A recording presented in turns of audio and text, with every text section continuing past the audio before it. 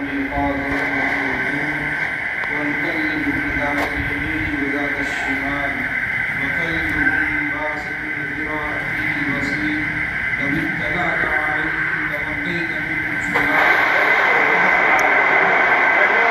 كذلك بعثناهم ليتساءلوا بينهم قال قائل منهم كم لبثتم قالوا لبثنا يوما أو بعض يوم قالوا ربكم أعلم بما لبثتم فابعثوا أحدكم بورقكم هذه إلى المدينة فلينظر أيها أزكى طعاما فليأتكم برزق منه وليتلطف ولا يشعرن بكم أحدا إنهم إن يظهروا عليكم يرجموكم أو يعيدوكم في ملتهم ولن تفلحوا إذا أبدا وكذلك عثرنا عليهم ليعلموا أن وعد الله حق وأن الساعة لا ريب فيها إذ يتنازعون بينهم أمرهم فقالوا عليهم بنيانا ربهم أعلم بهم قال الذين غلبوا على أمرهم لنتخذن عليهم مسجدا ثلاثة سيقولون ثلاثة رابعهم كلبهم ويقولون خمسة سادسهم كلبهم رتما بالغيب ويقولون سبعة وثامنهم كلبهم قل ربي أعلم بعدتهم ما يعلمهم إلا قليل فلا تمار فيهم إلا مراء ظاهرا ولا تستفت فيهم منهم أحدا ولا تقولن لشيء إني فاعل ذلك غدا إلا أن يشاء الله واذكر ربك إذا نسيت وقل عسى أن يهديني ربي يقرن هذا رشدا ولبثوا في كهف 300 سنين وازدادوا 9 قل الله أعلم ما لبثوا له غيب السماوات والأرض أبصر به وأسمع ما لهم من دونه من ولي ولا يشرك في حكمه أحدا صدق اللہ العظیم. بزرگوں اور دوستوں، غار والوں کا واقعہ چل رہا ہے. کل بھی ان کا واقعہ آیا تھا. اسی واقعے کو تھوڑا تفصیل سے ان آیتوں میں بیان کیا جا رہا ہے. یہ جو غار والے تھے تو اللہ پاک فرما رہے وَتَحْسَبُهُمْ عِقَابًا، اگر تم غار والوں کو دیکھیں گے تو یہ محسوس کریں گے کہ وہ ہوشیار ہے، زندہ ہے، حالانکہ وہ آرام فرما رہے ہیں. ان کی کیفیت یہ تھی کہ آنکھیں کھلی تھی، ان کا جسم ڈھیلا تھا، لیکن کان پر پردے پڑے ہوئے تھے اور وہ کروٹیں لے رہے تھے. اس لیے کہ اگر کروٹیں نہ لیتے تو آدمی ایک جگہ پڑا رہنے کی وجہ سے اس کو زخم ہو جاتا ہے. کوئی آدمی ایک جگہ زمین پر پڑا رہے اور تو کچھ وقت کے بعد، کچھ دنوں کے بعد اس کو زخم آ جائے اور اس کا بدن ڈھیلا پڑ جائے اور اس کے جو بدن کے اندر جو طاقت ہے وہ ختم ہو جائے. تو اللہ پاک کو چونکہ ان کو باقی رکھنا تھا تو اللہ پاک نے ان کو باقی رکھنے کے لیے انتظام فرمایا، روشنی کا بھی انتظام فرمایا کل جیسا کہ آیا. اور آج یہ بتا رہے کہ اندر وہ کروٹیں لیتے رہے اور حفاظت کے لیے اللہ پاک نے اندر یہ نظم کیا.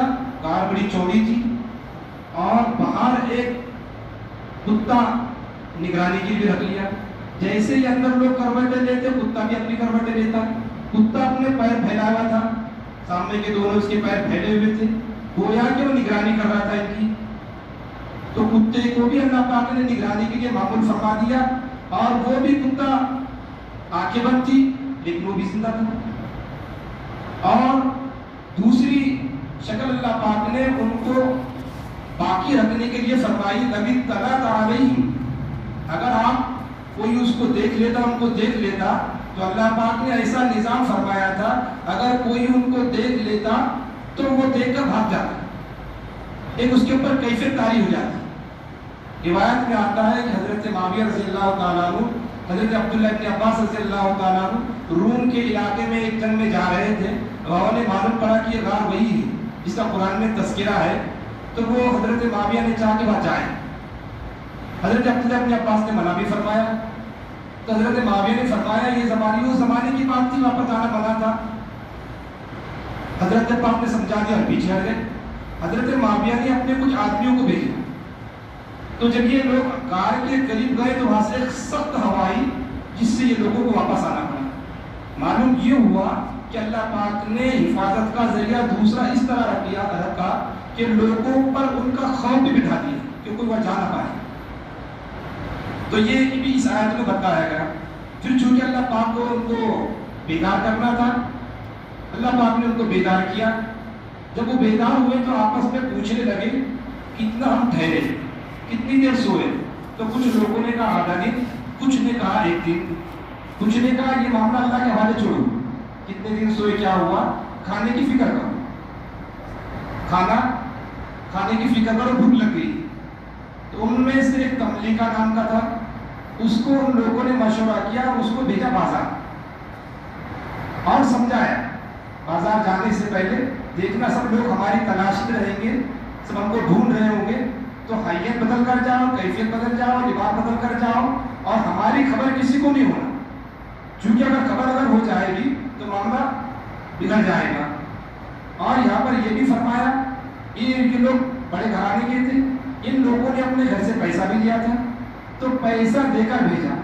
معلوم یہ ہوا کسی کام میں شرکت کرنا جائز ہے, یعنی چند لوگ مل کر اگر کوئی کام کرنا چاہے پیسوں سے تو جائز ہے, کیونکہ سب لوگوں کا مشترک پیسہ تھا. اور اس میں پھر کسی ایک کو وکیل بنانا, ذمہ دار بنانا یہ بھی جائز ہے. جیسے تبلیغ شخص کو انہوں نے ذمہ دار بنایا کہ آپ ہمارا سب کا کھانا لے کر آؤ. اب وہ اس کے حساب سے کیسا لے کر آئے گا, کم میں لائے گا, زیادہ میں لائے گا, وہ ویٹ کرے گا, تو یہ چونکہ وکیل بن گیا. پھر تیسری بات یہ بھی معلوم ہوئی اس آیت سے, چونکہ جب کھانا ان کو کہا گیا کہ کھانا لے کر آئے, اور کھانا لانے کے بعد سب کا پیسہ سب بیٹھ کر کھائیں گے. اب ظاہر سی بات ہے سب بیٹھ کر کھائیں گے, تو کوئی 2 لوگ میں زیادہ کھائے گا, تو کوئی 4 لوگ میں زیادہ کھائے گا, کوئی کم کھائے گا, ہر ایک کا پیٹ الگ الگ رہے گا. تو معلوم ہوا جب کہ پیسہ سب کا برابر ہے تو کم زیادہ کھا سکتے ہیں, جیسے جواب میں کیا جاتا مشترک. تو یہ اسی آیت سے مسئلہ مستمت ہوا نکلا. جب اس کو بھیجا گیا تبلیغ کو, تو یہ تاکید کی گئی وہاں جا کر شہر میں جانے کے بعد تحقیق کرنا پڑے. فَلْيَنْظُرْ أَيُّهُ أَزْكَىٰ طَعَامًا, تحقیق کرنا, اچھا دیکھنا پاک صاف ستھرا کھانا کہاں ہے, جائز کھانا کہاں ہے. اس لیے کہ ان کی جو قوم تھی بت پرست تھی, اور وہ بھوتوں کے نام پر چڑھاوا کرتے تھے, تو وہی دکانوں پر ملے گا. تو اس لیے فقہاء نے لکھا آج بھی اگر ایسے علاقے اور ایسی ہوٹلیں ہو جہاں معلوم ہو یا حرام یا غیر اللہ کے نام پر ذبح کیا جاتا ہے, یا جو جانور ذبح کیے جاتے ہیں وہ اللہ کا نام لے کر ذبح نہیں کیے جاتے, تو ایسی ہوٹلوں کو تحقیق کر کر مسلمانوں کو کھانا کھانا چاہیے. جیسے یہ لوگ اپنے ایمان کو بچانے کے لیے کر رہے, ایسے آج بھی ہم کو اپنے ایمان کو باقی رکھنے کے لیے اور بڑھانے کے لیے دیکھنا چاہیے کون سی ہوٹل میں صحیح کھانا ہمیں مل سکتا ہے. بہت سارے علاقے ہوتے جو ہم لوگ گوشت کی زیادہ عادی ہوتے ہیں تو گوشت کی طرف کرتے ہیں, لیکن بہت سارے علاقے ہوتے ہیں جہاں غیروں کی ہوٹلیں ہوتی ہیں. اب ہم کو نہیں معلوم ہوا کیسا ذریعہ ہے, کیسی مرغی انہوں نے کاٹی, کیسی بکرا کاٹا, کیسے جانوروں کو انہوں نے کاٹا, لیکن کیونکہ طلب ہوتی ہے انسان کو, انسان رکھ دیتا ہے, تو اس وقت میں ان چیزوں کا خیال رکھنا چاہیے. اگر ایسا موقع تو دال بھاجی پر اپنا کام چلا لیں. أَزْكَىٰ طَعَامًا, صاف ستھرا حلال کھانا تلاش کریں. دیکھو کتنی ان کی کیفیت بدلی ہوئی, کیا ان کے اوپر بھیگ رہی ہے, لیکن اس کے باوجود بھی وہ کھانے کے اوپر کتنا فوکس کر رہے ہیں. اور فَلْيَأْتِكُم بِرِزْقٍ مِّنْهُ, اور پھر وہ کھانا لے کر آنا. اور یاد رکھنا مارکیٹ میں جب جائیں گے وَلْيَتَلَطَّفْ, نرمی سے پیش آنا ہو, کوئی گڑبڑ نہیں کرنا, کیونکہ سب لوگ ہم کو ڈھونڈ رہے ہیں. تو ایسا جانا, خاموش جانا, خاموش سے ساری چیزوں کی رعایت رکھتے ہوئے آنا, کوئی معاملہ بھی ایسا پیش نہیں آنا. وَلَا يُشْعِرَنَّ بِكُمْ أَحَدًا, اور کسی نے ہم کو پہچاننا بھی نہیں, ہماری بن بھی نہیں رکھنا, یہ تمام چیزیں اس میں ہونا. تو یہ نصیحت کر کر سب ساتھیوں نے ان کو بھیجا. اب یہ گئے, اب جانے کے بعد چونکہ اللہ پاک کو نظام بدلانا تھا, اب وہ بادشاہ جو تھا تیتوسیس اس کا نام لکھا, جو مسلم بادشاہ تھا, حکومتیں بدل گئی, علاقہ حکومتیں بدل گئی, زمانے دراز گزر گیا. تیتوسیس جو بادشاہ تھا اس کے زمانے میں یہ فتنہ آیا تھا پادری کے ذریعے سے کہ اس نے یہ کہا تھا کہ مرنے کے بعد دوبارہ زندہ ہونا نہیں, کہ انسان قبر میں جاتا ہے, گل جاتا ہے, سڑ جاتا ہے, مٹی بن جاتا ہے. تو بادشاہ چونکہ مسلم تھا, وہ اس وقت دینی حق پر تھا, اس کو فکر تھی کہ میری قوم کے لوگ بگڑ رہے ہیں, ان کا عقیدہ خراب ہو رہا ہے. تو اس نے ٹاٹ کے کپڑے پہن کر, سادے کپڑے میں آ کر ایک راک کے ڈھیر پہ بیٹھ کر اللہ پاک سے دعا کی, اے اللہ میری قوم میں جو فتنہ آ رہا ہے کہ یہ لوگ عقیدہ اپنا بدل رہے ہیں اور یہ لوگ گمراہی پر جا رہے ہیں, میں کیسے بچاؤں ان کو, اور یہ مان نہیں پا رہے ہیں, تو کوئی ایسی تدبیر مجھے بتلا دے جس سے میں ان کو آسانی سے سمجھا سکوں. تو گویا کہ وہ بادشاہ کی دعا قبول ہوئی. اپنی قوم کو سمجھانے کے لیے کہ دوبارہ اللہ پاک کیسے زندہ کرتے ہیں. چونکہ زمانے سے معلوم تھا کچھ لوگ گھومے ہوئے ہیں, کہاں ہے کچھ خبر نہیں ہے, ریکارڈ تو موجود ہے ان کا, ان کے نام یہ ہے, ان کے ایڈریس یہ, پتے یہ سب ساری چیزیں, لیکن کچھ معلوم نہیں تھا. تو اس نے دعا کر, اللہ پاک نے اس کو دعا کو قبول کیا اس بادشاہ کی, اور اس کا ظہور کچھ اس طرح ہوا. یہ جب مارکیٹ آیا اور مارکیٹ میں آنے کے بعد اس نے اپنا سکہ بتلایا, روپیہ بتلایا, دکان والا پریشان ہو گیا, 2-4 دکان والوں کو جمع کیا, یہ پیسہ آج کا پیسہ, ظاہر سی بات ہے 300 سال کا عرصہ بیت گیا, سب دنیا ادھر کی ادھر ہو گئی. پھر بادشاہ کو ان میں جب مشورہ ہوا تو اللہ پاک نے ایسا نظام کیا کہ لوگوں کے دن میں بادشاہ کے بعد کو پیش کرو, یہ پیسہ الگ ہے, یا ان کا کوئی رشتہ نہیں دکھتا, کوئی جان پہچان کا نہیں. تو بادشاہ کے دربار میں ان کو پیش کیا گیا, ایک ہی شخص ہے, بادشاہ کے دربار میں پیش کیا گیا. تو بادشاہ کو علم تھا, بادشاہ نے نام وغیرہ پوچھا, تختی میں بیچ کیا, جو سیسی کی تختی پر لکھی ہوئی تو نام تھے, نام تو یہی, اور کون کون ساتھی, فلاں فلاں ساتھی, پورے نام وہی مل رہے, کہاں رہتے تھے, یہ ادھر رہتے تھے, کہ تو پورا ریکارڈ تھا. میچ ہوگا, بادشاہ بڑا خوش ہوا, لوگ جم گئے, جمع غفیر جمع ہو گیا. یہ بات پھر گائے کی طرف چلی, بادشاہ بھی اور یہ بھی, بادشاہ بڑا خوش ہوگا, اس کو مسئلہ سمجھانا تھا لوگوں کو. تو ظاہر سی بات ہے جو لوگ مرنے کے بعد کے منکر تھے وہ بھی وہاں موجود تھے, اور جو لوگ مرنے کے بعد دوبارہ زندہ ہونے کے قائل تھے ان کا ایمان بڑھ گیا, جو منکر تھے وہ قائل ہو گئے. جب یہ غار کے قریب پہنچے تو غار کے قریب پہنچنے کے بعد وہ تبلیغ آنے کا, میں اکیلا جاتا ہوں, گھبرا جائے, اور وہ بھی اندر گھبرا گئے, میں ہمارا راز فاش ہو گیا. تبلیغ کا اندر گیا اور اس نے کہا کہ بادشاہ مسلمان ہے, حکومت بدل گئی, زمانے دراز ہو گیا اور اب کوئی مسئلہ نہیں ہے. ایک روایت میں یہ آتا ہے کہ جیسا تبلیغ نے ان کو یہ کہا تو سب کی وہی موت ہو گئی. ایک دوسری روایت میں آتا ہے جو زیادہ مشہور ہے, یہ سب لوگ باہر آئے, بادشاہ نے ان کا استقبال کیا, علیہ السلام ہوا, سلام کلام ہوا, بات چیت ہوئی, سب لوگوں نے ان کو دیکھا, جو لوگ دین سے دور ہیں تو دین پر آ گئے, اور پھر یہ لوگ غار میں گئے. جیسے ہی غار میں گئے اللہ پاک نے سب کی روح کو قبضہ کر لیا. جب سب کی روح کو قبضہ کر لیا تو پھر لوگوں میں یہ ہوا کہ یہاں کچھ عمارت بنانا چاہیے, کچھ نشانی بنانا چاہیے. تو اس میں 2 گروپ ہو گئے, کچھ کہہ رہے کہ عمارت بنانا چاہیے, کچھ کہہ مسجد بنانا چاہیے, جیسے آج کل لوگ بناتے ہوئے مر جاتا ہے. اور پچھلی امتوں میں یہ جائز بھی تھا, پچھلی شریعت میں جائز بھی تھا. الغرض جو ارباب حکومت تھے انہوں نے کہا یہ مسجد بنے گی. پھر اس کے اوپر سے علماء نے مسائل نکالے, جیسے اوپر پیچھے کتے کا مسئلہ آیا, تو کتے کے بارے میں حدیث کے اندر یہ آتا ہے جس گھر میں تصویر اور کتا اور فرشتے نہیں آتے, پھر یہ نیک لوگ تھے, ان کے ساتھ کتا کیوں, سوال پیدا ہوتا ہے. جب تو حدیث یہ کہہ رہی جس گھر میں کتا اور تصویر اور فرشتے نہیں آتے, اور یہ تو نیک لوگ تھے, ان کے ساتھ کتا کیسا. اس کا ایک جواب پھر حدیث کے اندر یہ بھی ہے, اگر کتا پالنا ہو تو شکاری کے لیے پالنا جائز ہے. ایک دوسری بات میں شکاری کے لیے بھی پالنا جائز ہے, جانوروں کی حفاظت کے لیے بھی پالنا جائز ہے, اور ایک تیسری روایت میں یہ کھیتی باڑی کی حفاظت کے لیے کتا پالنا جائز ہے. 3 چیزوں کے علاوہ کتا پالنا جائز نہیں ہے, ایک تو کھیتی باڑی کے لیے, ایک جانوروں کی حفاظت کے لیے, اور ایک شکاری کرنے کے لیے, جانوروں کے شکار کرنے کے لیے. اس کے علاوہ کتا پالنا جائز نہیں ہے. آج کل کے جو لوگ ہوتے ہیں دنیاوی عصری تعلیم والے, اور جو اسلام کے دشمن ہوتے ہیں, وہ دیکھتے ہیں اسلام کے اندر کن کن چیزوں پر سختی کی گئی, ان چیزوں کو آسان کر کے رکھتے ہیں. جیسے کتے میں اسلام کے بارے میں سختی ہے, انہوں نے اتنا اس کو آسان کر دیا کہ بہت سارے لوگ انسانوں سے اتنی محبت نہیں کرتے جتنے کتوں سے کرتے. امریکہ میں آپ جائیں گے, وہاں کی رپورٹ یہ ہے کہ جب سویرے وہ کشتوں پر ٹہلنے کے لیے نکلتے, کتوں کو بھی ساتھ میں لے کر نکلتے ہیں, اور اگر کتا سنتان پیشاب کرے گا ساتھ میں تھیلے رکھتے ہیں. اتنی ان کے نزدیک عظمت ہے. چونکہ اسلام کے اندر منع, اس لیے انہوں نے اس کو زیادہ وہ کر دیا, آسان کر دیا, اور لوگوں کے اندر اس کو اچھی شکل میں پیش کیا. بھیا اسلام جہاں ضرورت ہے وہاں اجازت دیتا ہے. اب اس کا ایک جواب تو یہ ہے کہ ان کی شریعت میں کتا پالنا جائز تھا, ہماری شریعت میں کتا پالنا ان 3 چیزوں کے علاوہ جائز نہیں. دوسرا جواب یہ کہ وہ 6 لوگ تو شاہی خاندان کے تھے, اور راستے سے جا رہے تھے, بکریاں چرانے والا ایک آدمی مل گیا تھا, وہ بھی ان کا خیال تھا. اگر وہ بکریاں چراتا تھا تو بکریاں چرانے کے لیے جانوروں کی حفاظت کے کتا پالنا جائز ہے. تو چونکہ وہ ان کے ساتھ ہوگا, کتا ان سے مانوس تھا, کتے کو بہت دور کرنے کی کوشش کی, کتا دور نہیں ہوا, اس لیے وہ ساتھ میں آ گیا. اب قرآن کریم نے اللہ پاک نے اس کتے کے اچھے لوگوں کی صحبت میں رہنے کی وجہ سے قرآن میں اس کتے کا تذکرہ آ گیا.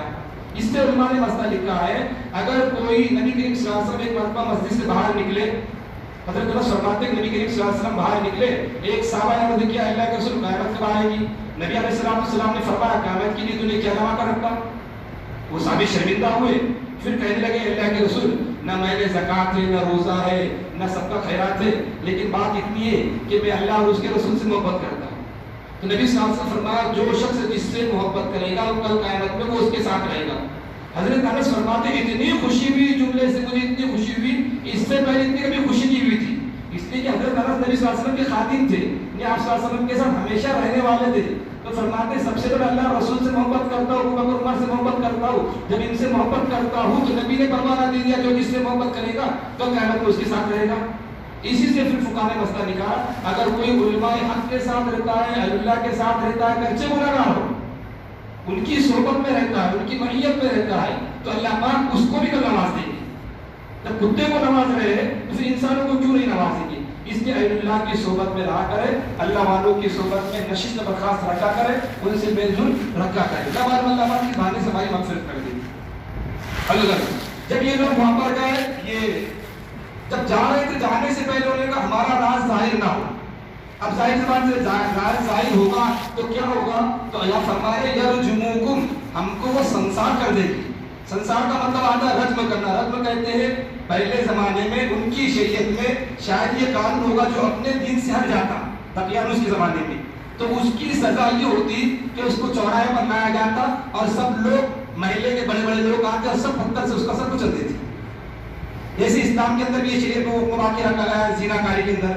اگر کوئی اسلامی حکومت ہو, شادی شدہ مرد اور شادی شدہ عورت ہو, شادی شدہ مرد اور شادی شدہ عورت ہو اور اسلامی حکومت ہو اور گواہوں کے ساتھ یہ ثابت ہو جائے, 4 گواہوں کے ساتھ جنہوں نے غلط کام کیا, تو اسلام کا یہ حکم آخری باقی ہے. اگر اسلامی حکومت ہو ان کو میدان میں لائے, سب لوگ آئے اور پتھر سے مارے تاکہ مر جائے اور لوگوں کو اس برائی کا اندازہ چلے کہ زنا کی کتنی سزا ہے. اور جو میں نے پہلے کہا جیسے کتے کو انہوں نے اچھا بنا کر پیش کیا, آج حکومت نے زنا کاری کو اچھا بنا کر پیش کرتی ہے. خود ہماری حکومت نے ابھی کچھ سال پہلے, کچھ چند مہینے پہلے ایک قانون پاس کیا ہے, 18 سال سے پہلے مسلم کو کوئی بھی لڑکی نکاح نہیں کر سکتی. اس سے پہلے غلط کام کر سکتی, اس کی ذات کیوں نکاح نہیں کر سکتی, لیکن کیا کر سکتی ہے؟ خوشی سے غلط کام کر سکتی کسی کے ساتھ, تو کوئی گناہ نہیں. لیکن نکاح کر لی تو کیا ہے؟ جبکہ اسلام یہ کہتا ہے نکاح کر کے ساری چیزیں کرو. تو ان لوگوں نے قانون تو بنایا 18 سال سے پہلے نکاح نہ کرے, 18 سال سے نکاح کرے تو ماں باپ کے اندر جاتے, وہ بھی اندر جاتا ہے. ارے ایسے واقعات ہمارے علاقوں میں بھی ہوئے, کسی نے کہانی کر دی چھوٹی بچی نکاح 18 سال سے پہلے ہو رہا, نہیں کرنا چاہیے کہ ہمارا اسلام یہ نہیں سکھاتا, بڑا سخت تو گناہ ملے گا. جہاں نکاح کر رہا ہے وہ, اس کی عمر ہو گئی, اب ہوگا کیوں. تو حکومتیں, اور چونکہ اکثر حکومتیں دنیا میں ایسی جو اسلام کے خلاف قانون بنانا چاہتی ہیں, تو قانون کیسے بنایا؟ 18 سال سے پہلے زنا کاری کر سکتے لیکن نکاح نہیں کر سکتے, ایسا قانون بنایا. چونکہ اسلام کا یہ قانون ہے شادی شدہ ہے تو ان کو سنسار کر دو, اور پھر یہ کہہ رہے اگر ہماری خبر ان کو مل جائے گی تو پھر ہوگا یہ, یا تو وہ ہم کو سنسار کر دیں گے, ختم کر دیں گے, یا پھر وہ اپنے دین میں ہم کو بلا لیں گے. اگر ہم نے ان کو دین کو قبول کر لیا وَلَن تُفْلِحُوا إِذًا أَبَدًا, پھر ہم کبھی بھی کامیاب ہونے والے نہیں, ہم نے اگر ایمان کو چھوڑ دیا تو. یہ واقعہ ہونے کے بعد پھر ان میں جو آپس میں جو بات چلی یہاں پر کیا بنانا چاہیے, تو بھائی اربابی حکومت کی بات مانی گئی اور وہاں پر مسجد بنائی گئی. اب اس سے مسئلہ یہ ہوتا ہے اگر کوئی اللہ والے کی قبر ہو تو اس کے بازو مسجد بنا سکتے کیا نہیں بنا سکتے, اس سے مسئلہ نکلتا ہے. امت صاحب صلی اللہ علیہ وسلم جب مرض وفات میں تھے تو آپ صلی اللہ علیہ وسلم فرمایا یہود اور نصارہ پر لعنت ہو, اس لیے کہ انہوں نے اپنے نبیوں کو قبروں کو سجدہ کا بنایا, قبروں کو سجدہ کا بنایا. تو آپ صلی اللہ علیہ وسلم نے قبروں کو مسجد بنانے سے منع کیا, یا قبرستان میں جہاں قبریں وہاں پر مسجد بنانے سے منع کیا قبروں کے اوپر. لیکن اگر اللہ والے کی قبر ہو اور لوگ فاتحہ پڑھنے کے لیے آتے جاتے تو ان کی نماز کی سہولت کے لیے بازو میں جو کہ قبرستان کی زمین نہ ہو دوسری زمین میں مسجد بنا سکتے. لوگ کیا زیارت کو آتے تو اپنی نماز پڑھو تو نماز پڑھ لے, لیکن اس قبر پر نہیں بنا سکتے. اسی لیے ایسے فقہاء نے لکھا ہے کہ آدمی کو اگر دفن کرنا ہے تو کوئی آدمی کوئی گھر میں دفن نہیں کر سکتا, کسی مسجد میں دفن نہیں کر سکتا, عام قبرستان میں ہی دفن کرنا پڑے گا. گرچہ کے بعد لوگ دنیا میں کرتے ہیں, وہ ان کا مسئلہ ہے, شریعت کا مسئلہ نہیں. شریعت کا مسئلہ ہے عام قبرستان میں جا کر اس کو دفن کرے جہاں عام لوگوں کو دفن کیا جاتا ہے تاکہ لوگوں کی عقائد خراب نہ ہو. ورنہ پچھلی امتوں میں یہ جائز تھا, وہاں قبر بنا دی جاتی ہے اور وہ نماز وہاں پر مسجد بنا کر لوگ نماز پڑھتے. لیکن مرور زمانہ سے بعد میں لوگ اس کے اوپر شرک اور بدعت کرنے لگ جاتے ہیں, جیسے آج کل بہت ساری درگاہوں پر ہوتا ہے. تو یہ بھی مسئلہ اس سے سمجھ میں آیا. اور اسی طریقے سے اس میں مسئلہ ہے کہ کتنے لوگ تھے وہ, تو یہاں پر فرمایا سیقولون ثلاث الرابع میں قول یہ کہ 3 تھے, چوتھا کتا تھا, چوتھا 5 تھے, 6واں کتا تھا, 7واں یہ کہ 7 تھے, 8واں کتا تھا. تو اللہ پاک نے فرمایا قل ربی عالم بالتدین، اللہ ہی اس کی مدد جانتا ہے کتنے لوگ تھے، کیا تھے، اس میں مسئلہ یہ دیکھنا ان لوگوں پر کیا بیتی اور ان لوگ کیسے کامیاب ہوئے. بس تھوڑے سے لوگ جانتے ہیں، جس میں عبداللہ بن عباس، حضرت علی وغیرہ فرماتے کہ 7 لوگ تھے اور آنکھوں کا کتا تھا، اور اللہ پاک کچھ فرما رہے یہ اس میں زیادہ بحث کرنے کی ضرورت نہیں، کتنے تھے کیا تھے، اور اس کے بارے میں بحث سوال بھی زیادہ نہ کیا جائے. پھر آگے ایک پیغام دیا جا رہا ہے کہ نبی آپ جیسے شروع میں بتایا گیا تھا کہ وہ لوگ آپ صلی اللہ علیہ وسلم فرماتے ہیں انشاءاللہ میں کل جواب دوں گا، تو 15 دن تک آپ صلی اللہ علیہ وسلم نے جواب نہیں دیا. تو یہاں پر تعلیم دی جا رہی ہے اگر کوئی آئندہ کے کام کے لیے کسی کا حکم دیا جا رہا ہے، کسی کام کے لیے کہا جا رہا تو انشاءاللہ کہو، اس لیے کہ اگر انشاءاللہ نہیں کہا تو کل آئے گا یا نہیں آئے گا اس کا بول نہیں سکتے، وفات بھی ہو سکتی. اچھا کل آ گیا تو وہ کام ہوگا یا نہیں ہوگا اس کے ہاتھ میں تھوڑی ہے، اس لیے انشاءاللہ کہو تاکہ اللہ کی مرضی ہوگی تو وہ کام ہوگا، اللہ کی مرضی نہیں ہوگی تو کام نہیں ہوگا. تو نبی صلی اللہ علیہ وسلم چونکہ بڑے ہیں اور جو بڑے لوگ ہوتے ہیں ان کی باریک چیز بھی پکڑی جاتی ہے، یہ تو نبی کی ذات بڑی ہے تو بڑی باریک چیز اللہ نے پکڑ لی. پھر آپ انشاءاللہ کیوں بھول گئے؟ اس کی وجہ سے 15 دن آپ صلی اللہ علیہ وسلم پریشان رہے، 15 دن تک آپ کا مذاق اڑایا گیا. تو یہاں پر یہ تعلیم دی گئی آئندہ کام کے لیے جب بھی کسی سے وعدہ کیا جائے تو اس کے ساتھ میں انشاءاللہ کو یہ مستحب سنت ہے. اب وہ غار میں کتنے دن ٹھہرے یہاں بھی اس کا تذکرہ آیا ہے، اور جب بھی انشاءاللہ کہنا بھول جائے تو بعد میں پڑھ لیں. اور غار میں کتنے دن ٹھہرے تو یہاں پر آیا وَلَبِثُوا فِي الْكَهْفِ 300 سِنِينَ وَازْدَادُوا تِسْعًا، 300 سال فرمایا اللہ نے، پھر فرمایا 9. تو مفسرین لکھتے ہیں اس میں دونوں تاریخیں آ گئی، 300 سال شمسی تاریخ کے حساب سے، عیسوی تاریخ کے حساب سے، اور 309 سال قمری تاریخ کے حساب سے. تو دونوں کی باتیں اس میں آ گئی، 300 بھی آ گیا اور اوپر 9 بھی آ گیا. اور پھر آگے فرمایا قُلِ اللَّهُ أَعْلَمُ مَا لَبِثُوا، کتنے دن ٹھہرے کیا ٹھہرے یہ اللہ تعالیٰ زیادہ جانتا ہے، اس میں ہم کو زیادہ پڑھنے کی ضرورت نہیں. لیکن اللہ پاک نے یہاں پر اس کا بتلا لہو غیب السماوات، غیب کی تمام تر چیزیں جو آسمان میں ہے زمین میں، اس تمام چیزوں کا اللہ پاک کو علم ہے. اور اس سے یہ غار کے واقعے سے نبی صلی اللہ علیہ وسلم کو ایک پیغام یہ بھی دینا تھا آپ کو بھی آپ کا وطن چھوڑنا پڑے گا. جب ہجرت ہوئی مکہ سے مدینہ تو یہ پیغام دیا گیا جیسے ان لوگوں نے چھوڑا، اللہ نے ترتیبیں بتلائی کہ ایسے ہی آپ کو بھی چھوڑنا پڑے گا، آپ کے صحابہ کو بھی چھوڑنا پڑے گا تاکہ ایمان محفوظ رہے. اللہ کے حکموں سے یہ لوگ مکہ سے نکلے، 3 دن غار ثور میں رہے. جیسے ان لوگوں کی تلاش جاری تھی ایسے نبی صلی اللہ علیہ وسلم کی تلاش جاری تھی. جیسے یہاں سے نکلے اور شیطان نے کہا ابھی نکل گئے نبی یہاں سے، پھر لوگ اس زمانے میں بڑے ماہر ہوتے تھے، قدم دیکھتے دیکھتے وہاں تک پہنچ گئے تھے غار ثور تک. لیکن اللہ پاک نے وہاں ایسا نصب کر دیا حضرت ابوبکر اندر لیٹے ہوئے غار ثور کو سارے لوگوں نے دیکھے ہوئے کافی اوپر اونچے میں، اور بہت بیٹھنے کو کوئی لمبی چوڑی جگہ نہیں، ان کا سونے کا سارا نصب تھا، وہ آدمی بیٹھ بھی نہیں سکتا ایسا آرام سے، جھک کر بیٹھنا پڑتا آج بھی. اور اس زمانے اب تو بھی تھوڑے بہت لوگوں نے راستے بنا دیے، اس زمانے میں کوئی راستے وغیرہ نہیں تھے. رات کے وقت نبی صلی اللہ علیہ وسلم کو جانا پڑا حضرت ابوبکر ساتھ میں، اور کیسے سب لوگ ڈھونڈنے کے لیے نکلے تھے اور یہ لوگ وہاں تک پہنچ گئے تھے. حضرت ابوبکر کہہ رہے تھے کہ اللہ کے رسول آ گئے. تو قرآن میں 10ویں بارے میں پورا ان کا تذکرہ ہے. اللہ نے فرمایا اللہ کے رسول ان اللہ معنا، ہمارے ساتھ ہے، گھبرانے کی ضرورت نہیں. حضرت وہ گھبرا رہے تھے، اور وہاں پر یہ بھی لکھا جا سورات حضرت نے اپنا پیر رکھ دیا پر، ساتھ نے آگے دس دیا. آپ صلی اللہ علیہ وسلم آرام فرما رہے تھے آپ کی ران پر، تو حضرت ابوبکر کے آنکھوں سے ڈنک مارنے کی وجہ سے آپ کے آنسو نکل گئے. آپ صلی اللہ علیہ وسلم اٹھ گئے، کیا ہوا؟ فرمایا نہیں اللہ سے آنسو نکلنے کی وجہ سے وہ نہیں چاہتے آپ صلی اللہ علیہ وسلم بیدار ہو. اور یہاں تک کہ بار جو اس راستے سے گھسے تھے وہاں پر کبوتر نے آ کر جالا، مکڑی نے آ کر جالا کسا اور اس پر کبوتر آیا، اس نے انڈا بھی دیا. لوگ وہاں باتیں کر رہے ہیں، یا وہ سب کے اندر جھکے نہیں. اللہ پاک کو جب بچانا ہوتا ہے اللہ پاک ایسی تدبیریں کرتے پھر آپ صلی اللہ علیہ وسلم وہاں سے نکلے. اور مالک بن جوشم جو 300 اونٹ کا اس وقت انعام رکھا گیا ہے، 100 اونٹ کا غالباً، جو نبی صلی اللہ علیہ وسلم کو پکڑ کر لائے گا 100 اونٹ. 100 اونٹ کرے تو آپ کی کتنے 100 کروڑ، 1 لاکھ کا ہے وہ 1 کروڑ سمجھو. اب 1 کروڑ کی لاگت میں سب بھاگ گئے تھے. تو نبی صلی اللہ علیہ وسلم کو جا کر ملا ہو، اللہ کے رسول نے ہاتھ اٹھایا تو اس کے پیر کے قدم اندر چلے گئے زمین میں. پھر اس نے معافی مانگا، پھر اللہ کے رسول نے دعا کی، پھر اس کو واپس ہوا. 3 مرتبہ اس طرح اس دن اس کی نیت خراب ہوئی 100 کی لعنت میں. تیسری مرتبہ پھر اس نے کہا اب میں نہیں کروں گا، اور اب میں یہ کہوں گا جو بھی تم کو ڈھونڈنے کے لیے آئے میں یہ کہوں گا پر دور بہت دور تک دیکھ رہا ہے نبی کو ادھر کہیں مل رہے تھے. تو اللہ پاک کو بچانا ہوتا اللہ پاک کیسے اسباب کرتے ہیں. جو بھی ان کو ملتا راستے میں تو مالک نے جو شکر کہتے ہیں ادھر میں بہت دور تک دیکھا ہے، ادھر نہیں چلو. تو سزا مل گئی تھی اور گڑبڑ کرتا تھا پھر اللہ پھنسا دیتے ہمیشہ کے لیے. تو یہاں پر یہ بھی بتایا گیا نبی صلی اللہ علیہ وسلم کو اس واقعے سے پیغام دیا گیا. اسی طریقے سے جو بھی چیزیں ہیں اللہ پاک خوب اچھی طرح دیکھ رہے ہیں، اللہ پاک اچھی طرح ان باتوں کو سن رہے ہیں، اور اللہ تعالیٰ کے علاوہ کوئی کارساز، کوئی مددگار نہیں ہے، اور اللہ تعالیٰ کی حکومت میں اللہ تعالیٰ کے ساتھ کوئی شریک نہیں، اللہ یکتا بندہ ہے۔ ان آیاتوں میں اس کا پیغام دیا گیا اور غار کا واقعہ یہیں پر ختم ہوتا ہے، پھر یہاں سے کل دوسری بات شروع ہوگی۔ اس کا مختصر ترجمہ یہ ہے وَتَحْسَبُهُمْ أَيْقَاظًا وَهُمْ رُقُودٌ، اگر ان کو دیکھنے کی نوبت آتی تو آپ خیال کرتے کہ وہ جاگ رہے ہیں، وَنُقَلِّبُهُمْ ذَاتَ الْيَمِينِ وَذَاتَ الشِّمَالِ، حالانکہ وہ سو رہے تھے، ہم دائیں بائیں ان کی کروٹیں بھی بدلوا رہے تھے۔ لَوِتَّ وَكَلْبُهُمْ بَاسِطٌ ذِرَاعَيْهِ بِالْوَصِيدِ، اور ان کا کتا چوکٹ پر اپنے دونوں ہاتھ پھیلائے ہوئے تھا۔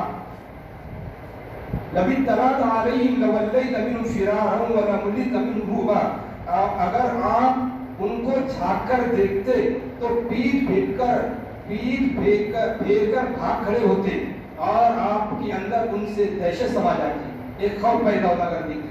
وَكَذَلِكَ بَعَثْنَاهُمْ لِيَتَسَاءَلُوا بَيْنَهُمْ قَالَ قَائِلٌ مِّنْهُمْ كَمْ لَبِثْتُمْ قَالُوا لَبِثْنَا يَوْمًا أَوْ بَعْضَ يَوْمٍ، اور جس طرح ہم نے انہیں سلا دیا تھا اسی طرح ہم نے ان کو جگہ بھی دیا تاکہ وہ آپس میں ایک دوسرے سے پوچھ گچھ کریں۔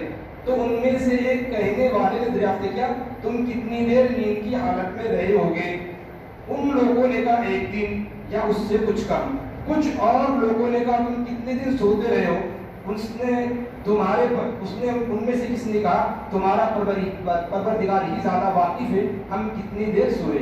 قال ربكم أعلم بما لبثتم، پھر کہا فَبَعْثُوا أَحَدَكُمْ بِوَرِقِكُمْ هَٰذِهِ إِلَى الْمَدِينَةِ، اب اپنے میں سے کسی ایک کو روپی لے کر شہر بھیجو، وہ تحقیق کرے، فَلْيَنظُرْ أَيُّهَا أَزْكَىٰ طَعَامًا فَلْيَأْتِكُمْ بِرِزْقٍ مِّنْهُ، وہ تحقیق کرے کہ کون سا کھانا صاف ستھرا ہے، پھر وہ اس میں سے تمہارے پاس کچھ کھانا لے کر آئے۔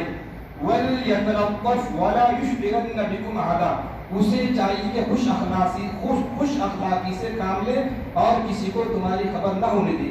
یہ وَلْيَتَلَطَّفْ یہ جملہ ہے، یہاں پر قرآن کریم یا کے اوپر آدھا حروف کے اعتبار سے ختم ہو رہا ہے، تا کے اوپر اور لام کے اوپر آدھے حروف کے اعتبار سے قرآن ختم ہو رہا ہے، یعنی آدھا قرآن یہاں ختم ہوتا، آدھا قرآن ادھر حروف کے اعتبار سے، یعنی پا تا سا کے اعتبار سے، تو قرآن نصف یہاں پر ہو رہا ہے، اس لیے قرآن کریم میں تھوڑا سا لمبا لکھا ہوا رہتا ہے، تو یہاں آدھا قرآن ہو رہا ہے۔ إِنَّهُمْ إِن يَظْهَرُوا عَلَيْكُمْ يَرْجُمُوكُمْ أَوْ يُعِيدُكُمْ فِي مِلَّتِهِمْ وَلَن تُفْلِحُوا إِذًا أَبَدًا، اگر وہ لوگ تمہاری خبر پا لیں گے تو تم کو پتھراؤ کر کے مار ڈالیں گے، یعنی سنسار کر دیں گے، یا تم کو جبرن اپنے دین میں لوٹا لیں گے، اور ایسا ہوا تو ہرگز کبھی تمہارا بھلا نہ ہوگا، یعنی کبھی کامیاب نہیں ہوگی۔ وَكَذَلِكَ أَعْثَرْنَا عَلَيْهِمْ لِيَعْلَمُوا أَنَّ وَعْدَ اللَّهِ حَقٌّ وَأَنَّ السَّاعَةَ لَا رَيْبَ فِيهَا، اور اسی طرح ہم نے لوگوں پر ان کی خبر ظاہر کر دی تاکہ وہ جان لے کہ اللہ کا وعدہ سچا ہے اور قیامت کے آنے میں کوئی شبہ نہیں ہے۔ وَإِذْ يَتَنَازَعُونَ بَيْنَهُمْ أَمْرٌ فَقَالُوا ابْنُوا عَلَيْهِمْ بُنْيَانًا، جب یہ بادشاہ وہاں پر گیا تھا، اب وہ وہاں پر کیا کیا جائے اس بارے میں آپس میں جھگڑنے لگے۔ وہ وقت بھی قابل نہیں تھے کہ جب وہ آپس میں ان کے معاملے میں جھگڑ رہے تھے، پھر کہنے لگے کہ ان کے غار کے اوپر ایک عمارت بنا دو، ان کے پروردگار ان کے حال سے خوب واقف ہے۔ قَالَ الَّذِينَ غَلَبُوا عَلَىٰ أَمْرِهِمْ لَنَتَّخِذَنَّ عَلَيْهِمْ مَسْجِدًا، پھر جو لوگ ان کے معاملات پر قابو رکھتے تھے یعنی حکومت والے تھے، وہ کہنے لگے ہم ان کی جگہ پر ضرور ایک مسجد بنا دیں گے۔ سَيَقُولُونَ ثَلَاثَةٌ رَابِعُهُمْ كَلْبُهُمْ، بعید نہیں کہ بعض لوگ کہے گی وہ تین تھے اور چوتھا ان کا کتا تھا۔ وَيَقُولُونَ خَمْسَةٌ سَادِسُهُمْ كَلْبُهُمْ رَدْمًا بِالْغَيْبِ، اور بعض کہے گی وہ پانچ تھے اور چھٹا ان کا کتا تھا۔ یہ سب بن دیکھے اندازے ہیں۔ وَيَقُولُونَ سَبْعَةٌ وَثَامِنُهُمْ كَلْبُهُمْ، اور بعض کہے گی کہ وہ سات تھے اور آٹھواں ان کا کتا تھا۔ قُلْ رَبِّي أَعْلَمُ بِعِدَّتِهِم مَّا يَعْلَمُهُمْ إِلَّا قَلِيلٌ، آپ فرما دیجیے کہ میرے پروردگار ان کی تعداد سے خوب واقف ہے، ان کی صحیح تعداد کا تھوڑے ہی لوگوں کو علم ہے۔ فَلَا تُمَارِ فِيهِمْ إِلَّا مِرَاءً ظَاهِرًا وَلَا تَسْتَفْتِ فِيهِمْ مِنْهُمْ أَحَدًا، تو سرسری گفتگو کے سوا ان کے بارے میں زیادہ بحث نہ کیجیے، اور آپ ان کے بارے میں ان میں سے کسی سے دریافت بھی نہ کیجیے۔ وَلَا تَقُولَنَّ لِشَيْءٍ إِنِّي فَاعِلٌ ذَلِكَ غَدًا إِلَّا أَن يَشَاءَ اللَّهُ وَاذْكُر رَّبَّكَ إِذَا نَسِيتَ وَقُلْ عَسَىٰ أَن يَهْدِيَنِ رَبِّي لِأَقْرَبَ مِنْ هَٰذَا رَشَدًا، اگر آپ اور آپ ہرگز کسی چیز کے بارے میں یہ نہ کہا کیجئے کہ میں کل اس کام کو کر دوں گا، مگر یہ کہ اگر اللہ نے چاہا تو کر لوں گا۔ اور جب آپ انشاءاللہ کہنا بھول جائے تو اپنے پروردگار کا ذکر کر لیا کیجئے، کہیے کہ امید ہے کہ میرا پروردگار مجھ کو ہدایت کا اس سے بھی قریبی راستہ بتا دے۔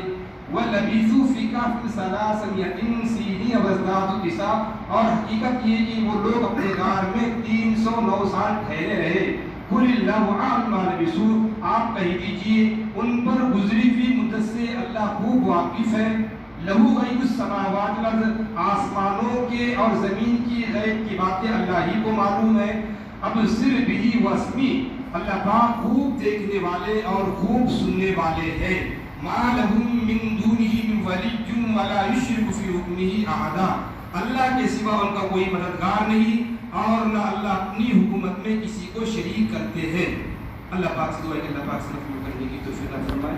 آمین و آخر دعوانا